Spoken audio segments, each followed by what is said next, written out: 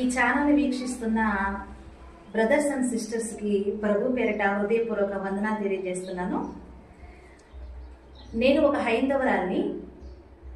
క్రీస్తు చేత పట్టబడి ఆయన తన మాటలను ప్రకటించమని నాకు ఆజ్ఞాపిస్తే 4 గోడల మధ్య బ్రతుకుతున్న నేను 4 దిక్కులకు వెళ్ళి ఈ రోజున క్రీస్తు మాట నేను ప్రకటిస్తున్నానండి. అయితే ఇలా ప్రకటిస్తుంటే నాతోటి సహోదరులు క్రీస్తును ప్రకటించే వారే ఏమీ ఆలోచించకుండా, స్త్రీ అని కూడా చూడకుండా అసభ్యకరంగా కామెంట్లు పెడుతూ చాలా బాధ గురిచేస్తున్నారండి. బైబిల్ నాకు సంస్కారం నేర్పింది కాబట్టి నేను తిరిగి అనలేను. కానీ దేవుడు ఆయన పిలిచిన వాడు నమ్మదగిన వాడు. ఆయన ప్రతి ఒక్కరికి కొన్ని తలాంతులు ఇస్తాడు కదా.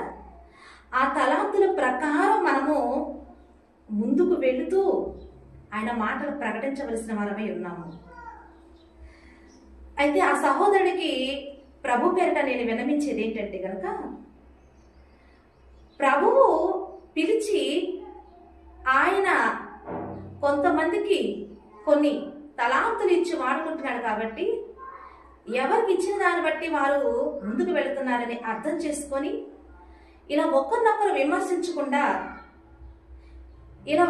విమర్శించుకుంటూ రేపు ప్రభు ఎదుట మనం విమర్శింపబడకుండానట్లు జాగ్రత్త కలిగి అందరినీ రక్షించే బాధ్యత మన మీద పెట్టాడు కాబట్టి ఆ సిలువను మనము మోస్తున్నాం కాబట్టి మనం ఎంతో మర్యాదగా ప్రేమగా నడుచుకుంటూ క్రీస్తుని మనం ప్రకటించాలని కోరుకుంటూ ఈ మాట నేను తెలియజేస్తున్నానండి.